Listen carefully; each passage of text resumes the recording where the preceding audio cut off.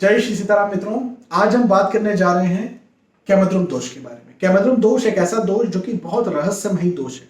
रहस्यमयी इसलिए मैं कह रहा हूं क्योंकि बहुत सारे एस्ट्रोलॉजर्स तक को ये दोष नहीं पता है। हाँ जी, कई बार मैं कुछ एस्ट्रोलॉजर से बात करता हूं और वो जब कुंडली देखते हैं, देखने के बाद में मुझे रिफर करते हैं, सर हमें कुछ प्रॉब्लम समझ नहीं आ रही इस व्यक्ति की, तो कुल दोष हो सकता है। मैंने ये बताया, मैंने सर इन्हें ये बता दिया कि आपके ऊपर किसी ने कुछ कर दिया है।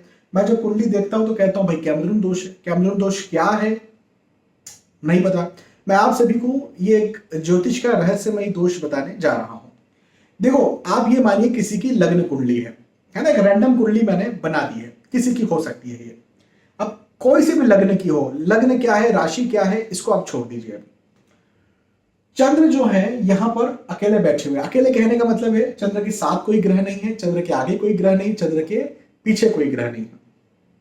ठीक है, तो ऐसी स्थिति को कैमद्रुम दोष कहा जाता है। हाँ जी, चंद्र जो है वो अकेले बैठते हैं यदि कहीं, तो इसे कैमद्रुम दोष कहा जाता है।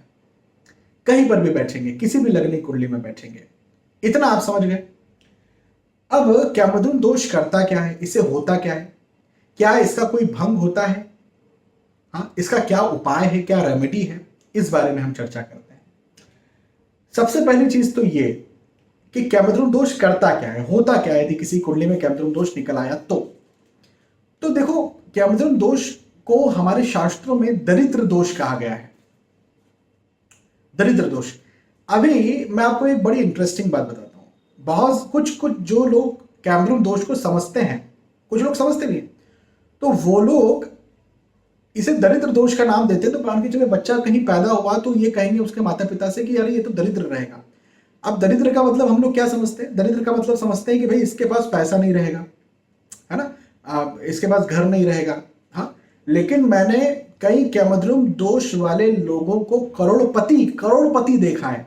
हाँ जी, तो फिर क्या शास्त्रों में दरिद्र दोष जो लिखा हुआ है वो बात गलत हो गई?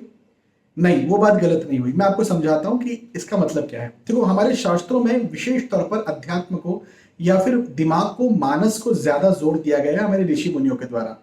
पैसों को ज्यादा, धन को जोर नहीं दिया गया हमारे ऋषि मुनियों के द्वारा, है ना। तो ये करता क्या है, देखो चंद्र मन से जुड़ा हुआ है। तो जब ऐसा कैमद्रुम दोष बन जाता है तो वो व्यक्ति जिसे कैमद्रुम दोष है वो सब कुछ होते हुए भी कुछ नहीं है, इस चीज के साथ, इस भावना के साथ, इस फीलिंग के साथ जीता है। मतलब उसके पास यदि डल्लप का गद्दा है, उसके पास एसी है, उसके बावजूद भी वो एंजाइटी में रहेगा, डिप्रेशन में रहेगा। मतलब वो उन चीजों को भोग रहा है लेकिन उसे उसका सुख नहीं मिल रहा है। कैमद्रुम दोष का सीधा सा मतलब समझिए, मेरे पास तो सब कुछ है लेकिन कुछ भी नहीं है। तो सब कुछ दूसरे जो मुझे देख रहे हैं, दूसरे जो देख रहे हैं उनको लग रहा है कि सब कुछ है, लेकिन जिस व्यक्ति को कैमद्रुम दोष है वो व्यक्ति ये कह रहा है कि मेरे पास तो कुछ भी नहीं है। आप बोल रहे हो ये है लेकिन ये कहाँ है, मैं तो यूज ही नहीं कर पा रहा। तो ये दरिद्र है कि मानसिकता जो है ना वो बिल्कुल अलोन हो जाती है। और देखो भाई, साइकोलॉजी इज एवरीथिंग। हमारे जीवन में साइकोलॉजी ही सब कुछ है, क्योंकि बहुत सारे से उदाहरण आपको देखने को मिलेंगे जहां पर व्यक्ति को 10,000 रुपया, 12-15 हजार रुपया भी मिल रहा है तो भी वो बड़ा खुश है, अपने परिवार के साथ घूम रहा है, फिर रहा है, मजे कर रहा है।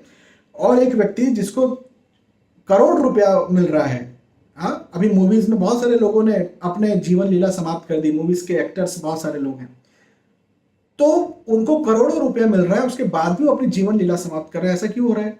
मैं ये नहीं कह रहा हूं कि सबकी कुंडली में कैमद्रुम दोष होगा, हो सकता है कुछ और भी चीज रही हो, लेकिन कैमद्रुम दोष वाले व्यक्ति के साथ ये चीज होती है। अब ज्यादा डरने की बात नहीं है। अब हम आते हैं इस बात पर कि भंग कैसे होता है। क्या हर जगह पर जहां हमको चंद्रमा अकेले बैठे दिखे कैमद्रुम दोष मान लिया जाए? नहीं, ऐसा भी नहीं है। ये भंग कैसे होता है मैं आपको समझाता हूं। तो सबसे पहली चीज ये है कि लग्नेश जो होते हैं, लग्नेश, अब लग्नेश क्या होता है आपको पता है? नहीं पता तो मैं थोड़ा सा एक एग्जांपल देकर के समझाता हूं कि मान लीजिए यहां पर कोई नंबर लिखा हुआ है, हाँ, वो नंबर लिखा हुआ है 1, मान लीजिए 1 नंबर लिखा हुआ है। अब 1 नंबर के स्वामी कौन हुए? मंगल। अच्छा, ये कौन सा भाव होता है? इसको लग्न भाव कहते हैं, एसेंडेंट, लग्न। तो यहां पर 1 नंबर लिखा है, मतलब कि 1 नंबर का ये लग्न हो गया। अब 1 नंबर का मतलब क्या हुआ? तो 1 नंबर का मतलब हुआ मंगल। तो मंगल इस कुंडली के लग्नेश हो गए।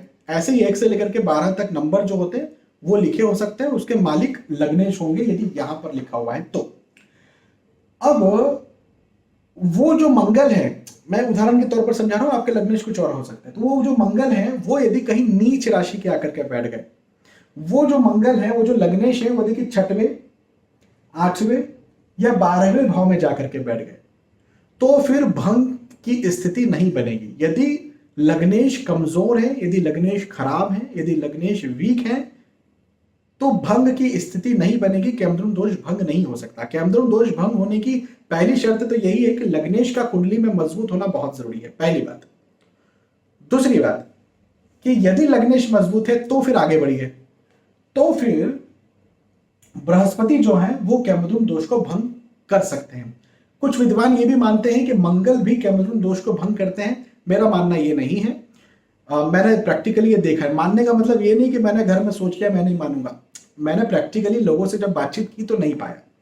हाँ, बृहस्पति का मैंने पाया है कुछ लोगों की कुंडली में। तो बृहस्पति जैसे देखो, बृहस्पति की 3 दृष्टियां होती हैं। दृष्टि क्या होता है यदि आपको नहीं पता तो मैंने वीडियो बनाया है, पूरा प्लेलिस्ट एक बना हुआ है, astrology lesson in Hindi, YouTube channel का प्लेलिस्ट है, उसमें जाकर के आप समझ सकते हैं कि दृष्टि क्या होती है। तो गुरु का 3 दृष्टि होता है, एक 5वां 7वां और 9वां। मान के चले गुरु यहां पर बैठे होते, बृहस्पति यहां पर बैठे होते, मान के चले, तो बृहस्पति का सीधा 7वां दृष्टि कहां पड़ता? चंद्र पर। तो बृहस्पति का दृष्टि जब चंद्र पर पड़ता तो ये क्या होता? ये कैमद्रुम दोष भंग हो जाता। लेकिन यहां पर हमें यह बात भी माननी पड़ेगी कि बृहस्पति का कुंडली में अच्छा होना बहुत जरूरी है, मतलब जो भंग कर रहा है वो भी अच्छा हो। तो यहां पर 6वें 8वें या 12वें भाव में कोई भी ग्रह इन जनरल सामान्यतः अच्छा नहीं होता। तो बृहस्पति यदि यहां पर बैठेगा तो कैमद्रुम दोष भंग नहीं होगा। लेकिन इसकी जगह देखिए मैं आपको समझाता हूं, यहां पर यदि बृहस्पति बैठेंगे और बृहस्पति का दृष्टि चंद्र पर जाएगा तो कैमद्रुम दोष भंग नहीं होगा।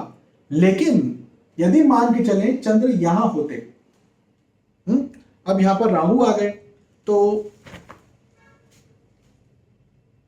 राहु यहां पर नहीं है, मान लीजिए राहु यहां पर होते, केतु वहां पर होते, अब चंद्र भी यहां से हट गए, है ना। अब चंद्र यहां पर आ गए तो देखो यहां पर भी चंद्र अकेले हैं, ना आगे कोई ग्रह है ना पीछे कोई ग्रह है, ठीक है ना। अब ऐसी स्थिति में बृहस्पति कहां बैठे हुए हैं? यहां बैठे। यहां से जब बृहस्पति अपनी दृष्टि डाल रहे हैं चंद्र पर, तो अब ये कैमद्रुम दोष को भंग कर सकते हैं। क्यों? क्योंकि बृहस्पति जो है वो कुंडली में अच्छी जगह पर बैठे हैं। तो 6वें 8वें या 12वें भाव में बृहस्पति को नहीं होना चाहिए, गुरु को नहीं होना चाहिए, और गुरु को नीच राशि स्थित नहीं होना चाहिए। तब यदि गुरु चंद्र पर प्रभाव डालेंगे तो कैमद्रुम दोष भंग हो जाएगा। मतलब शर्तें होती है, ऐसा नहीं कि बस सिंपल ये चीज मान ली और भाई हो गया। तो कंडीशंस है, शर्त है ना। गुरु का प्रभाव, गुरु की दृष्टि होना चाहिए। अब गुरु की दृष्टि 7वीं भी हो सकती थी, 5वीं भी हो सकती थी, 9वीं भी हो सकती थी, कुछ भी। तो ये आपने समझा कि भंग कैसे होता है। जो कुछ लोग, कुछ विद्वान मंगल का मानते हैं, मैं कह रहा हूं, लेकिन मैंने आज तक ये चीज नहीं पाई, इसलिए मैं आपको सिखाऊंगा नहीं। तो ये आपको मैंने शर्त बता दी। अच्छा, अब अगली बात ये तो भंग हो गया, लेकिन अब ये समझते हैं कि इसका उपाय क्या है, रेमेडी क्या है। तो देखो, चंद्र को सौम कहा जाता है ना। तो चंद्र को जब सौम कहा जाता है तो सौम के नाथ कौन है? सोमनाथ कौन है? श्री महादेव।